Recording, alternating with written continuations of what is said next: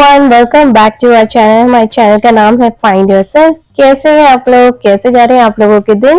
तो आज का ये जो ब्लॉग है, आज मैं आप लोगों के साथ शेयर करने वाली हूँ अपने प्यारे प्यारे से टिप्स एंड ट्रिक्स, किस तरीके से मैं अपने टाइम और वर्क को स्केड्यूल वाइज ऑर्गेनाइज करती रहती हूँ। अपने घर के लिए बहुत सारे टाइम निकालती हूँ और बहुत सारी चीजें ऐसी हैं जो मैं कोशिश ये करती हूँ कि जब मेरे पास थोड़ा सा फ्री टाइम हो उसके अंदर मैं अपने घर को अच्छे से सजा सकूं, संवार सकूं।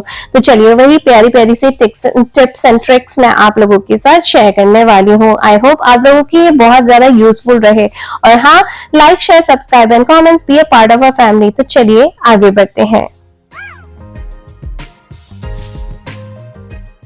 चलिए तो स्टार्ट करते हैं बिल्कुल शुरुआत से। शुरुआत में ये कहने का मतलब है कि जब सुबह के टाइम पे जब हम लोग उठते हैं तो मैं बच्चों को लेके सीधा से सीधा आ जाती हूँ यहाँ बाथरूम में, जहाँ पे वो अपना ब्रशिंग करते हैं, अपनी फ्लॉसिंग करते हैं। बच्चों का टॉवल यहीं पे पड़ा हुआ है, टूथपेस्ट एंड टूथब्रश इधर उधर मैसी हो जाते हैं। साथ में बच्चे वहां पे अपने हेयर जेल लगाते हैं, फेस क्रीम लगाते हैं, टिश्यू पेपर्स रखे होते हैं। तो उसी को मैं ऑर्गेनाइज कर रही हूँ। तो सबसे पहला काम यही है कि शुरुआत स्टार्टिंग वहीं से करा जाए जहां से मॉर्निंग की शुरुआत होती है, मॉर्निंग स्केड्यूल की शुरुआत होती है। तो ठीक वैसे ही फिलहाल मैं यहाँ पे अपने बाथरूम को क्लीन कर रही हूँ, जहाँ पे बच्चे खड़े होके बहुत ज्यादा मैसी अराउंड कर देते हैं। इसीलिए तो पहले इस जगह को अच्छे से क्लीन कर लेना है और साथ में इस जगह को ऑर्गेनाइज कर लेना है। तो ये मेरी प्यारी सी टिप नंबर 1 है। यानी कि अगर आपको किसी भी तरीके से अपने स्केड्यूल को लाइन वाइज करना है और अपने वर्क को स्केड्यूल करना है, तो उसके लिए शुरुआत हमेशा वहीं से करें जहां से दिन की शुरुआत हुई है, आपके मॉर्निंग रूटीन की शुरुआत हुई है, ठीक वही।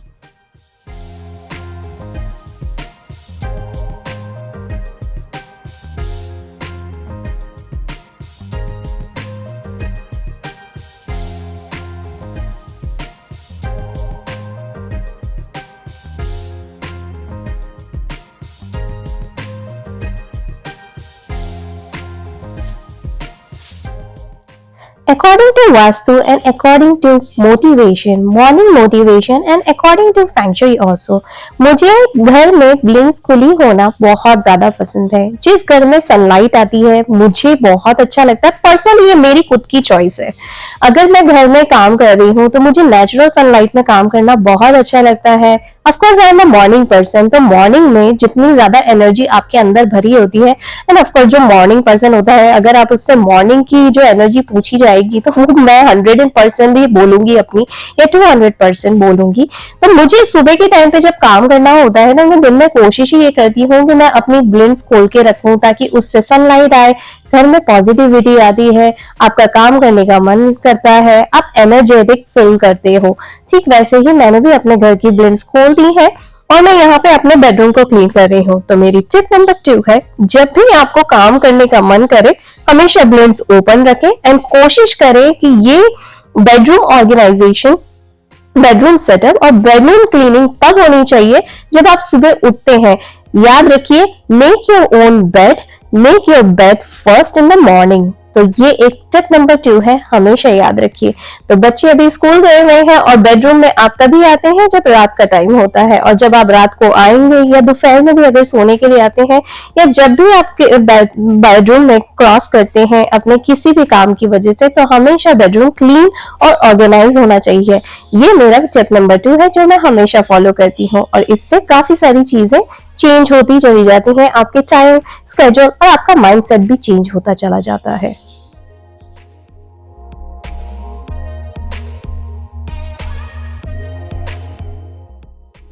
कितनी बार ऐसा होता है कि हमारा सेटअप करने के दौरान या ऑर्गेनाइज करने के दौरान हमारा ध्यान नहीं जाता और फ्लोरिंग पे बहुत सारे एक्स्ट्रा वायर्स, एडेप्टर्स या प्लगइन्स पड़े होते हैं जो बहुत ही ज्यादा ऑर्गेनाइज लगते हैं। तो बस उसे फटाफट से उठाना है, रोल ऑन करना है और जिपलॉक में डाल के उसे अपनी जगह पे रख देना है। यहाँ पे मैं आ गई हूँ बच्चों के कमरे में। बच्चों को अपने हिसाब की चीजें, अपने कलर कॉम्बिनेशन बहुत ज्यादा पसंद है। जैसे अगर गर्ल है तो पिंक कलर और बॉय है तो ब्लू कलर।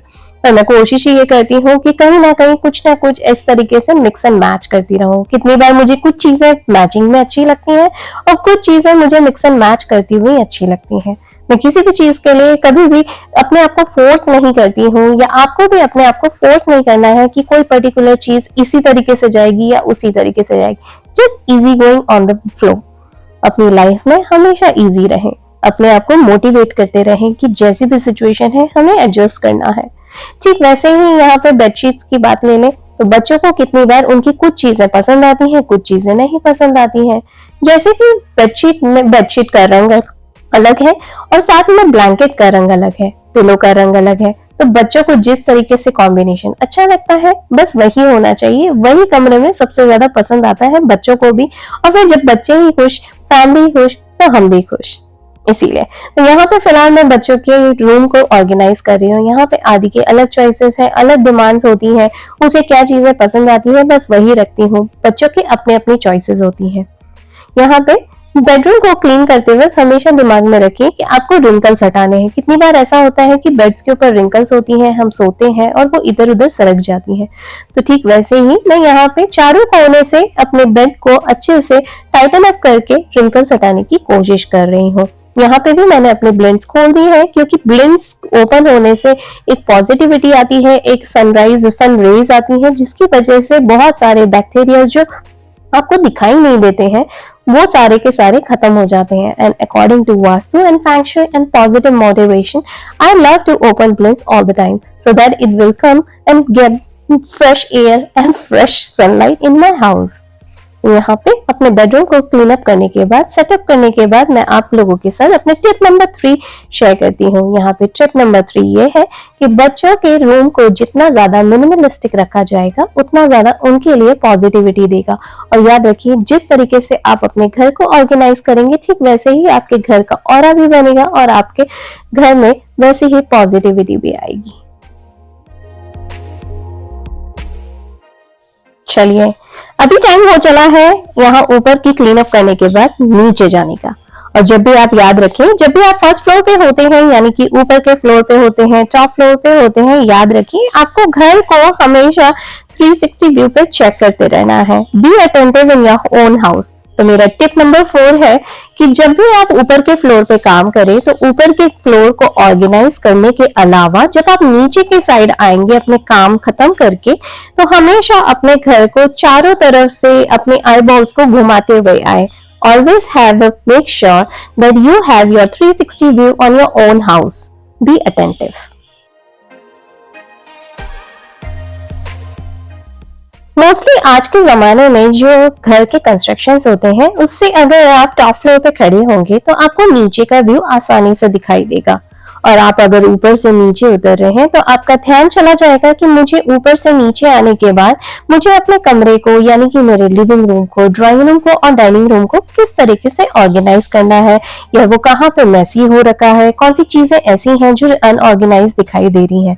तो ठीक वैसे ही मेरी टिप नंबर 5 है कि जब भी आप ऊपर से नीचे की साइड उतरे, हमेशा अपने आई बॉल्स को घुमाते हुए एंड बी अटेंटिव होने के दौरान आप ये माइंड सेट बना लें कि मुझे नीचे जाके कौन कौन सी चीजों को ऑर्गेनाइज करना है। फिलहाल मैं आ गई हूँ अपने लिविंग रूम में। लिविंग रूम में कितनी बार ऐसा होता है कि आपका ऑटमन या टेबल अनऑर्गेनाइज होती है, मिसप्लेस होती है, और कितनी बार आपके जो ब्लैंकेट्स होते हैं वो भी इधर उधर पड़े होते हैं।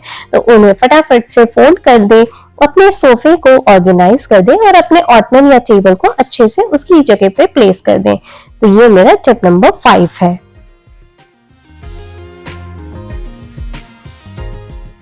अब बारी आती है आपके एंट्री डोर को क्लीन अप करने की। कितनी बार ऐसा होता है, या यूं कह लीजिए सबसे ज्यादा कॉमन प्लेस एरिया है जहां पे आपके शूज पड़े होते हैं, वहां पे आपके बॉक्सेस पड़े होते हैं, कितनी बार ट्रैश पड़ा होता है। पर मैं आपको बता दूं, इसे टाइम टू टाइम हमेशा क्लीन अप रखना चाहिए, हमेशा। यानी कि जैसे ही आपको लगे कि उस जगह पे ऐसी चीजें हो गई हैं जो बिल्कुल भी जरूरी नहीं है, या फिर यूं कह लीजिए जो बिल्कुल इस तरीके से दिखाई दे, यानी कि जैसे शूज होते हैं जो हम बाहर पहन के जाते हैं वो गंदे होते हैं, डर्टी होते हैं, कितने यूजलेस होती हैं बहुत सारी चीजें, बहुत सारा ऐसा अगर आपके घर में पेट्स हैं तो उनके बहुत सारा वेस्ट पड़ा होता है।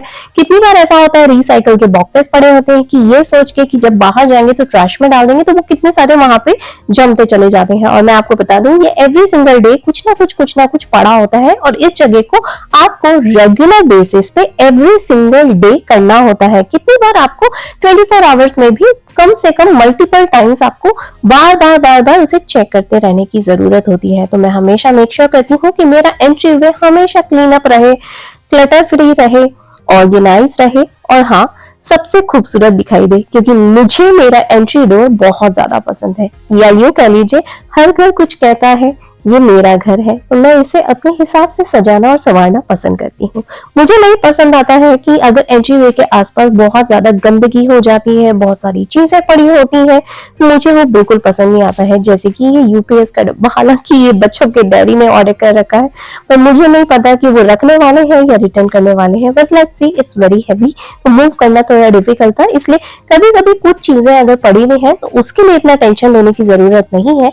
वो कभी कभी सीजनल वाइज भी पड़ी होती है, ओकेजनली पड़ी होती है, हमेशा नहीं पड़ी होती है, लेकिन हमेशा आपको क्लीन करने की जरूरत है। और जब आपके घर में पेट्स हो तो पेट्स को भी रेगुलर बेसिस पे उनको खाना देना, उनका ध्यान रखना, उनकी क्लीन अप करते रहना भी बहुत ज्यादा जरूरी है। मेरी टिप नंबर 6 है कि अपने एंट्री वे को हमेशा क्लीन रखें, और मेरी टिप नंबर 7 है कि अपने पेट्स का ध्यान रखें।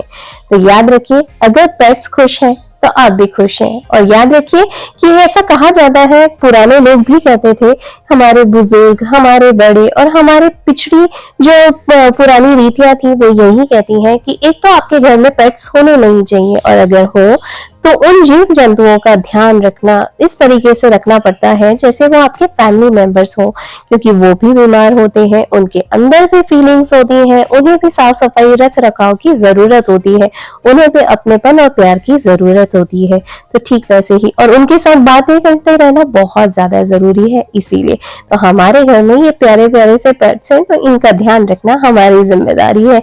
हमारे छोटे छोटे से बच्चे, जैसे कि ये आप लोगों को हाय कह रहे हैं।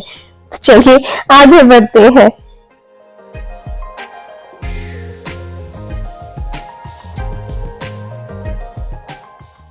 ऊपर का फ्लोर क्लीन हो गया, नीचे काफी सारी चीजों की टेक केयर हो गई।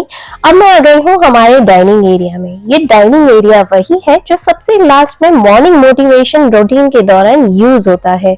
यानी कि मैं आपको बता दूं, ये मेरा डाइनिंग टेबल जो है वो सबसे ज्यादा यूज होने वाली जगह है। जैसे कि हम लोग ब्रेकफास्ट करते हैं, अपनी स्नैक टाइमिंग करते हैं, लंच करते हैं, फिर वापस से हमारा शाम का नाश्ता होता है और रात का डिनर होता है। ओवरऑल कहा जाए तो हम एज अ फैमिली, हम चारों, या मैं बच्चों के साथ, मैं खुद, हम अकेले भी हो तब भी, तो जब हम लोग खाने की जगह एक डेजिग्नेटेड प्लेस बना के रखी है, तो उस डेजिग्नेटेड प्लेट्स को भी साफ रखना सबसे ज्यादा इम्पोर्टेंट है।